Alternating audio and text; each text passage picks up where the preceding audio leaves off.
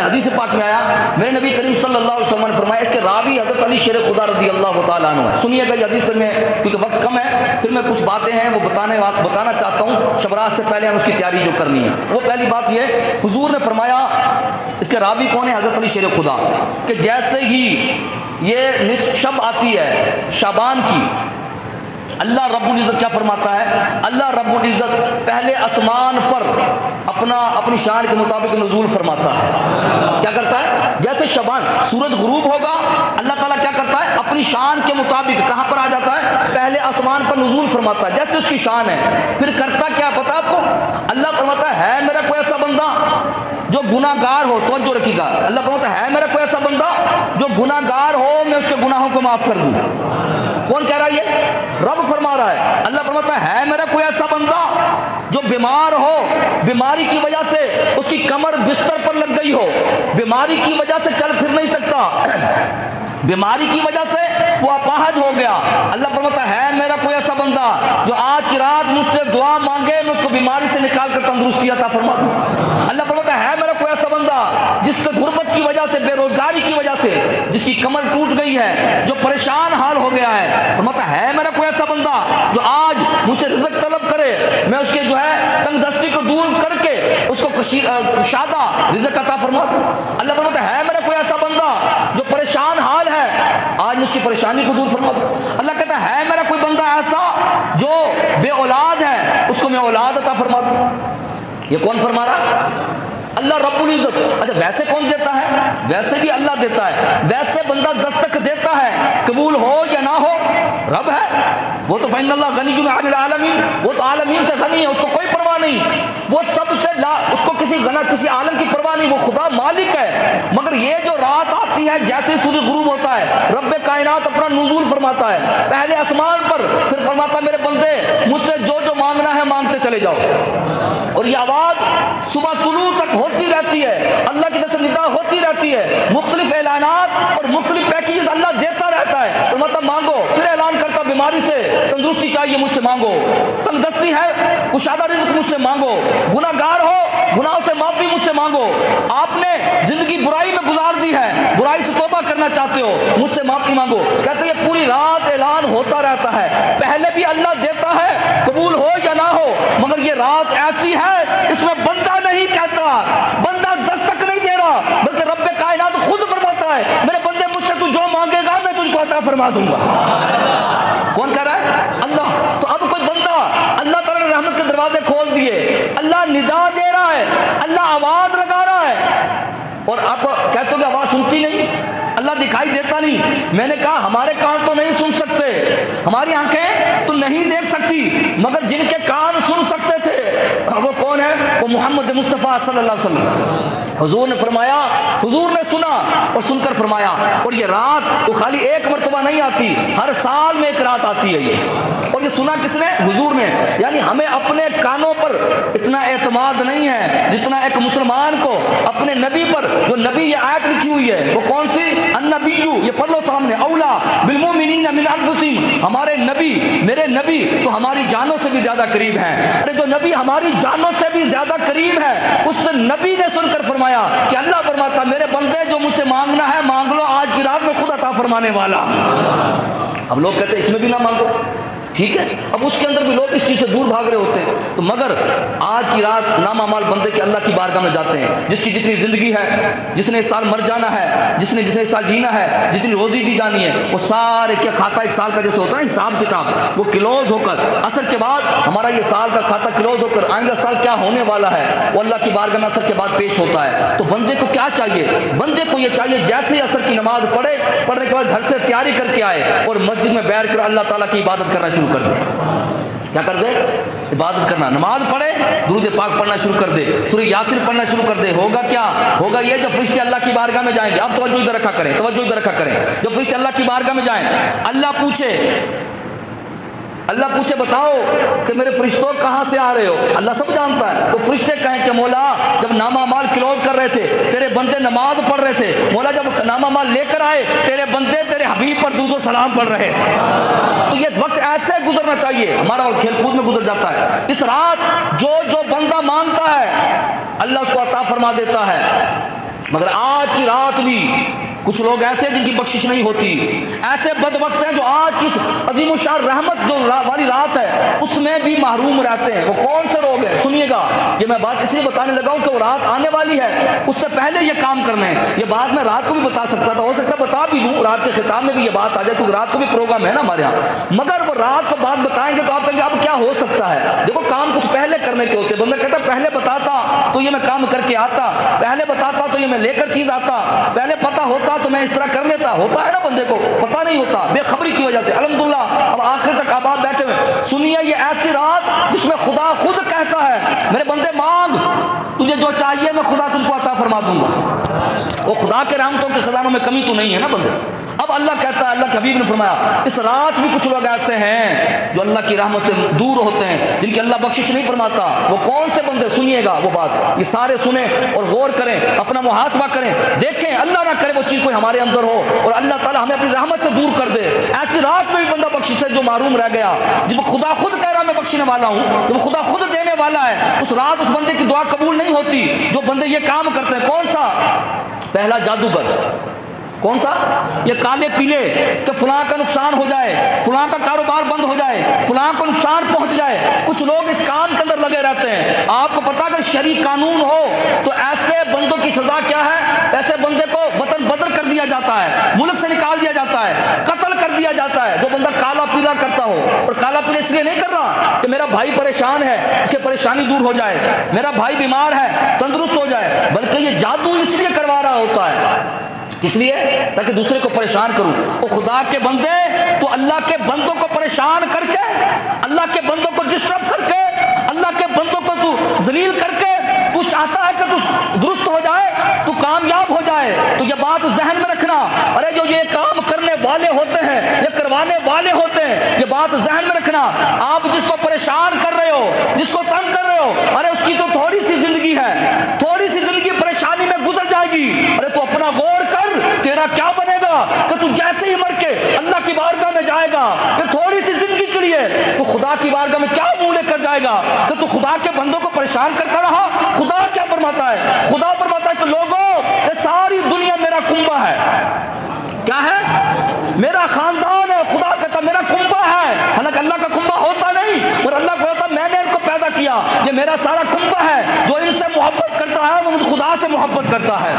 ارے تمہارے گھر والوں کو کوئی پریشان کرے تو بتاؤ تم اس کے ساتھ کیا کرو گے؟ اور یہ کنبہ خدا کا ہے، اور خدا کے بندوں کو پریشان کر کے تم یہ سمجھتے ہو کہ تم آسانی پا جاؤ گے، تمہیں راحت مل جائے گی۔ اللہ نہ کرے کو کالا جادو کرتا ہو یا ان چکروں میں پڑا ہوا ہو، وہ توبہ کر لے، ورنہ کیا ہوگا؟ اللہ کہتا بندے تم میری مخلوق سے محبت کر، تم میرے مخلوق کے لیے آسانیاں پیدا کر۔ اللہ فرماتا ہے میں خدا ہو کر تیرے لیے آسانیاں پیدا فرما دوں گا۔ تمہیں خدا پہ یقین نہیں ہے کہ ہمارا مالک خدا نہیں ہے؟ آپ کیا چاہتے ہو؟ یہ کیا جادو کیا ہوتا ہے؟ حسد ہوتا ہے کہ یہ آگے کیوں نکل گیا، اس کے پاس یہ چیز کیوں آ گئی؟ یا آپ پتا کس پہ اعتراض کر رہے ہو؟ آپ اس پہ اعتراض نہیں کر رہے، اس کو مال اللہ نے دیا ہے، اس کا مقصد یہ ہے کہ آپ اللہ کے دین پر راضی نہیں ہو، اس سے حسد کر رہے ہو۔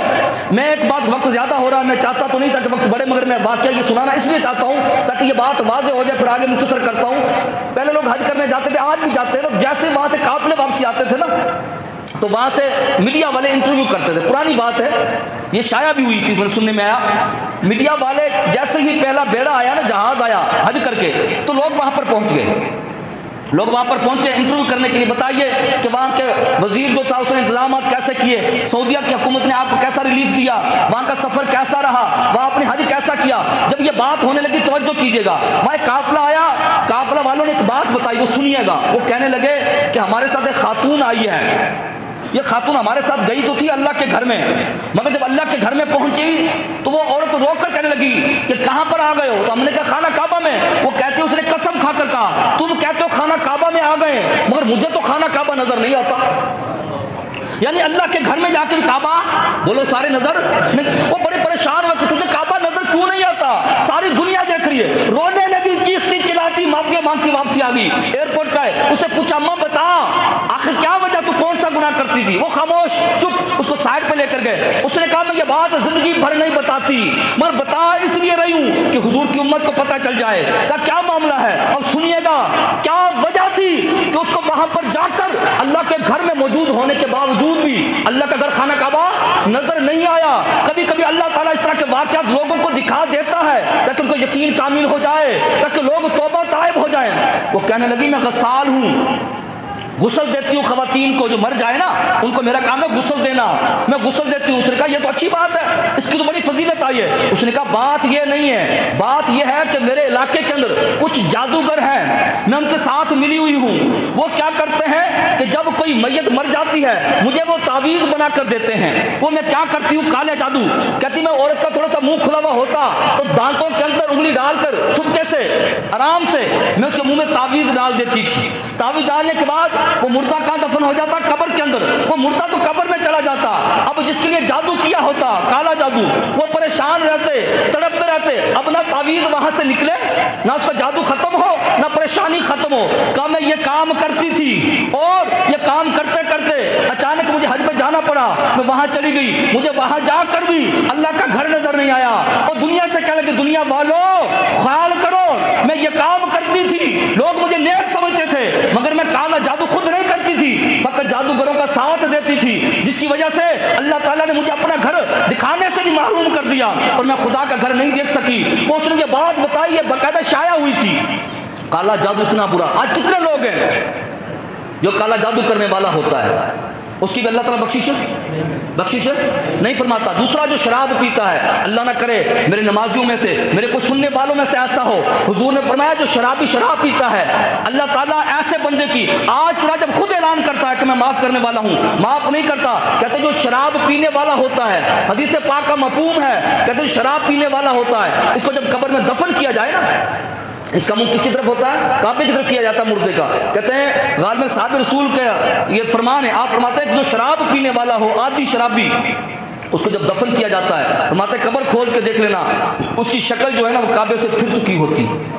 کچھ ایسے بھی روایتیں ملتی ہیں، باتیں آتی ہیں کہ ان کی شکلیں بگڑ جاتی ہیں۔ کہتے ہیں جو بنا شراب پینے والا، اللہ نہ کرے کوئی پیتا ہو، کچھ کبھی کو لوگ ہوتے ہیں شادی ہوتی ہے، چلو خوشی کا موقع ہے، نوجوان کہتے ہیں چلو یار آج تو کوئی مسئلہ نہیں، انجوائے، میرے نبی کا جو فرمان سنو، خوف کھا جاؤ، مسلمانوں پیچھے ہٹ جاؤ، یہ وقت یہ رات آپ کو جو ملنے والی ہے ابھی توبہ کرے، رات ابھی لیٹ آنی ہے، ابھی سے یہ اپنے دل و دماغ میں یہ بات بٹھا لے، اللہ نہ کرے کوئی ایسا کرتا ہو۔ کیا کہا؟ فرمایا ایک بندے کو جب جہنم میں ڈالا جائے گا، اس کی بدبو سے لوگوں کے دماغ پھٹ رہے ہوں گے، وہ کہیں گے اپنا عذاب بھول جائیں گے، کہیں گے یہ کون شخص آ گیا ہے کہ جس کی وجہ سے ہمارا دماغ پھٹتا ہے، اتنی گندی بدبو۔ تو بتایا جائے گا یہ وہ بندہ تھا جو دنیا میں حضور کا امتی تو تھا مگر شراب پیا کرتا تھا۔ شراب پینے والے کی بھی توبہ، کتنے لوگ ہو گئے؟ ایک جادوگر، دوسرا شرابی، شراب پینے والا، تیسرا کون ہے؟ فرمایا تیسرا وہ جو ماں باپ کا نافرمان ہے۔ اللہ نہ کرے کسی کے ماں باپ ناراض ہوں، ماں باپ، میرے نبی نے فرمایا جس کے ماں باپ راضی اس سے خدا بھی راضی ہے، اور جس کے ماں باپ ناراض ہے تو خدا بھی، فرمایا تمہارے ماں باپ تمہاری جنت بھی ہیں، تمہارے ماں باپ تمہاری جہنم بھی ہیں۔ اور یہ ماں باپ تو لوگ ناراض کیوں ہوتے ہیں؟ میرا باپ مجھے ڈانٹتا ہے، یہی بات ہوتی ہے، میرا باپ دوسرے بھائیوں کو تو مال دیتا ہے، گھر دیا، دکان دی، پیسے دیے، مجھے نہیں دیتا، میں اس لیے ناراض ہوں۔ عزیزان گرامی ایک بات بتا دوں آپ کو، میں یہ مسئلہ بھی تھوڑا واضح کر دیتا، میں چلو یہ بتا دیتا ہوں، یہ اگر ماں باپ آپ کو پیسہ نہیں دیتے، مال نہیں دیتے، پھر بھی جائیں ماں باپ کے پاؤں پکڑ لیں، باپ گالیاں دے، تھپڑ مارے، اور اللہ نہ کرے آپ میں سے کوئی باپ کسی کا بچہ ناراض ہو، بیٹا اگر آ جائے تو باپ بھی اس کو خدا کی رضا کے لیے معاف کر دے۔ اللہ کہتا ہے جو میرے بندے کو معاف کرتا ہے، جو میرے بندے کو معاف کرنے میں، صلح کرنے میں پہل کرتا ہے، اللہ فرماتا ہے وہ جنت میں پہلے داخل ہوگا۔ ماں باپ کے پاؤں پکڑے، ماں باپ مارتا ہے، گالیاں دیتا ہے، برا بھلا کہتا ہے، کچھ بھی کرتا ہے، ماں باپ کے پاؤں نہ چھوڑیں یہاں تک کہ ان سے معافی مانگ لیں، ان سے کہیں مجھے معاف کر دے، یہی ہوگا نا، تو گالی دے گا، یہی ہوگا، تھپڑ مارے گا، باپ ہے ماں ہے، آخر معاف کر دے گی۔ کہا گیا کہ ماں باپ کا جو نافرمان ہے وہ بندہ بھی اس رات اللہ تعالیٰ کی رحمت سے محروم رہتا ہے۔ پھر ایک میرے نبی کی بات سنیے گا، یہ ماں باپ بھی سنیں، اکثر ہمارے ماں باپ محبت کے اندر، شفقت کے اندر ایک بچے کو جو نواز رہے ہوتے ہیں، دیکھو دونوں چیزیں سامنے رکھی گئی ہیں، میں بات واضح اس لیے کرنا چاہتا ہوں، بات ادھوری رہ جاتی ہے، سمجھ میں نہیں آتی، ایک بات تو کمپلیٹ ہو۔ میرے نبی کی بات میں ایک شخص آیا، آ کر کہنے لگا یا رسول اللہ میں اپنے بیٹے کو فلاں چیز دینا چاہتا ہوں، غلام دینا چاہتا ہوں۔ حضور نے فرمایا دوسرے بیٹوں کو بھی دے رہے ہو؟ اس نے کہا یا رسول اللہ ایک کو دے رہا ہوں۔ حضور نے فرمایا تم یہ ظلم کر رہے ہو، اور ظلم کے اندر تم ہمیں گواہ بنانا چاہتے ہو؟ کیا مقصد کہ اگر تمہاری 5 اولادیں ہیں، ایسا نہیں ایک اولاد کو بہت زیادہ دے دو بیوی کے کہنے پر، اپنے دل کی خواہش سے، اور دوسرے کو محروم کر دو۔ ہاں بچہ کچھ نہیں کہہ سکتا، مگر حضور نے فرما دیا کیا؟ حضور نے فرمایا جو یہ کام کرتا ہے وہ ظلم کرتا ہے، اور ہم اس کے گواہ نہیں بننا چاہتے۔ اور بچے کے لیے حکم یہ ہے کہ حضور سے پوچھا گیا کہ ماں دیتا ہے, مارتا ہے, ظلم کرتا ہے, بندہ کیا کرے؟ صحابی نے حضور کی بارگاہ میں عرض کی, یا رسول اللہ اگر میرا باپ ظلم کرے, غلط کرے, حضور نے فرمایا تیرا باپ ظلم کرے, ظلم کرے, ظلم کرے, اس کے باوجود بھی تجھے اپنے ماں باپ کے احکامات کو ماننا ہے اور اس کو کہنا ماننا ہے. یہ کس نے فرمایا؟ رسول اللہ صلی اللہ علیہ وسلم. فرمایا تیرا باپ جو بھی کرے, ظلم بھی کرے, مگر تجھے کیا کرنا ہے؟ تجھے اس کو راضی رکھنا ہے, تجھے اس کے پیچھے چلنا ہے, تجھے اس کا ادب کرنا ہے. ماں باپ سے معافی مانگنے جاؤ نا, یہ نہ کہو تو نے بھائی کے ساتھ یہ کیا, تو نے اس کو یہ دیا. نہیں, یہ باتیں نہیں کی جاتی, یہ ہمارا حق ہی نہیں ہے. مگر والدین جو یہ کام کر رہے ہیں انہیں بھی چاہیے کہ خدا سے ڈریں. ماں باپ تمہیں یہ حق ملا ہے, تمہیں عزتیں ملی ہیں تو رسول اللہ صلی اللہ علیہ وسلم کے صدقے میں ملی ہیں. ایسا نہ ہو کہ تم جو ہے اپنی انا کی خاطر ایک بچے کو دیکھ کر چلے جاؤ, ایک بیٹی کو محروم کر کے چلے جاؤ. کل قیامت کا دن ہوگا, بچی نے سوال کر لیا کہ مولا تو نے حکم دیا تھا کہ ماں باپ کا ادب بجا لاؤ. مولا میں نے زندگی بھر اپنے ماں باپ کا ادب کیا, اگر یہ میرا باپ تھا اپنے بیٹوں کو اسے سب کچھ دیا. مولا میں غریب تھی, پریشان تھی, میں بھی اسی کی بیٹی تھی, مولا اس نے زندگی بھر مجھے محروم رکھا. تو بتائیے اس دن کو جواب ہوگا؟ تو اس لیے دنیا کے اندر فرمایا تو ماں باپ کا نافرمان ہے تو اللہ نہ کرے کسی کے ماں باپ ناراض ہوں تو کیا کرے, آج ہی ان کے جا کر کیا کر لے, کیا کرے, آج ہی پکڑ کے پاؤں پکڑے, صلح کر لے. اور جب تک صلح نہیں ہوتی ان کو آپ نہیں چھوڑیں گے, کہ مجھ سے غلطی ہو گئی اور آئندہ کے لیے توبہ کریں. اور دوسرا کون سا بندہ؟ جو قطع رحمی کرنے والا ہوتا ہے, قطع تعلق کرنے والا ہوتا ہے, یعنی اپنے رشتہ داروں کے ساتھ تعلق ختم کرنے والا ہوتا ہے کہ میرا تیرے ساتھ کوئی تعلق ہی نہیں, پھر زندگی بھر بات نہیں کرتے. ان کو بھی چاہیے کہ وہ رشتہ داروں سے کیا کریں, صلح کر لیں. کیسے صلح کریں کہ بھائی ٹھیک ہے غلطی تیری تھی یا میری. آج لوگ میسج کر رہے ہوتے ہیں, چلو میسج کرنا اچھی بات ہے جہاں تک آپ نہیں پہنچ سکتے. ایسے لوگ ہیں جن کو آپ نہیں جانتے, آپ نے ایک میسج چھوڑ دیا گروپ میں, ہو سکتا ہے کہ وہ اڑتا ہوا تیر تھا, ٹھکانے پہ لگ جائے, کوئی آپ کو معاف کر دے.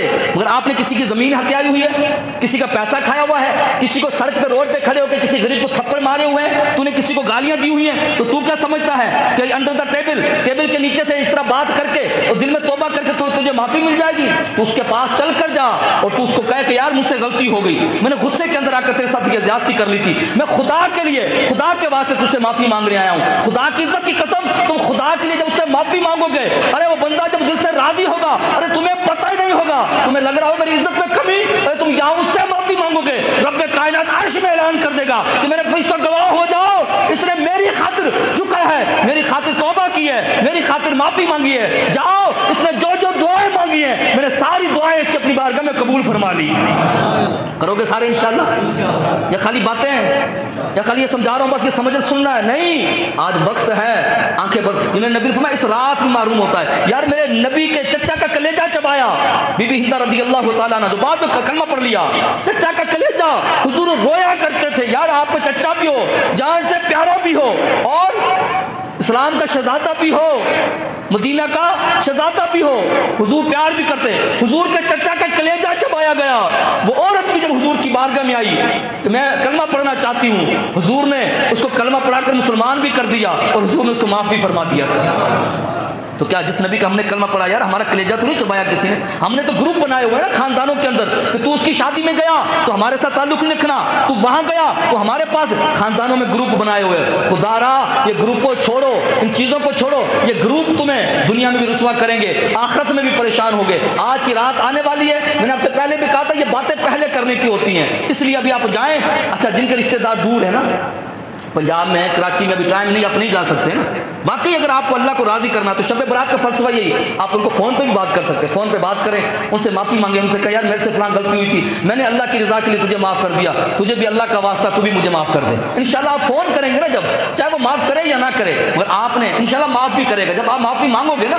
مگر معافی ایسے نہیں ہوتی ہے کہ رسمی تو معافی مانگی, نہیں معاف کر رہا, چلو کوئی بات نہیں, ایسا نہیں ہوتا. جب بندہ غلطی کرتا ہے نا تو پھر معافی بھی مانگے, جب بندہ معاف کر دے گا تو اللہ تعالیٰ بھی آپ کو معاف کر دے. پھر اس رات میں جو جو عبادتیں کی جائیں گی, جو جو دعائیں مانگی جائیں گی, ساری قبول ہوتی ہے سوائے ان لوگوں کے جس کا پیسہ کھایا ہوا ہے. ایسا نہیں پیسہ کھایا ہوا اللہ سے معافی مانگ رہے ہو, کسی کی زمین ہتھیائی ہوئی آپ اس سے معافی اللہ سے مانگ رہے ہو. اللہ ایک حق ہوتا ہے, اللہ کا ایک حق ہوتا ہے رسول اللہ کا, اور ایک اور بھی توبہ کریں. وہ کون سی؟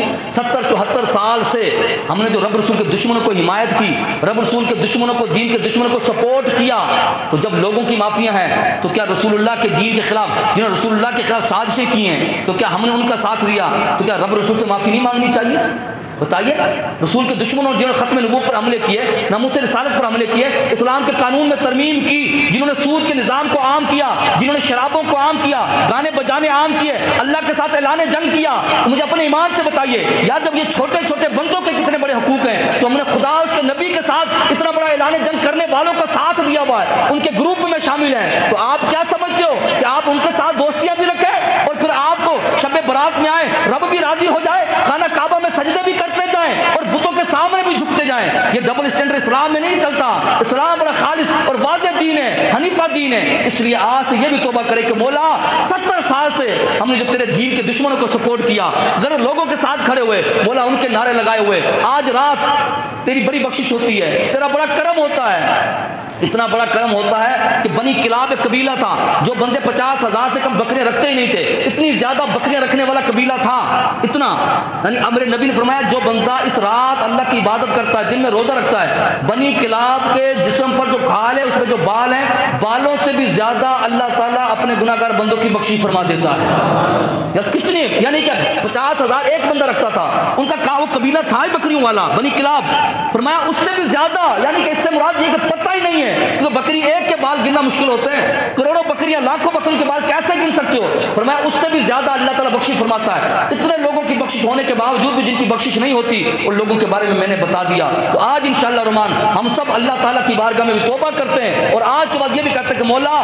جو تیرے دین کے باغی ہیں ان سے ہمارا کوئی تعلق نہیں ہے، اور مولا جن چیزوں سے تو نے ہمیں باز رکھنے کا کہا، جن کی تو دعائیں قبول نہیں کرتا، وہ کون سا تھا؟ جادوگر، شراب پینے والا، ماں باپ کا نافرمان اور قطع رحمی کرنے والا، یہ جتنے بھی لوگ تھے اللہ آج سے انشاءاللہ توبہ کرتے، سارے توبہ کریں گے نا انشاءاللہ، یعنی توبہ ان سے توبہ کرنی ہے، سچے دل سے توبہ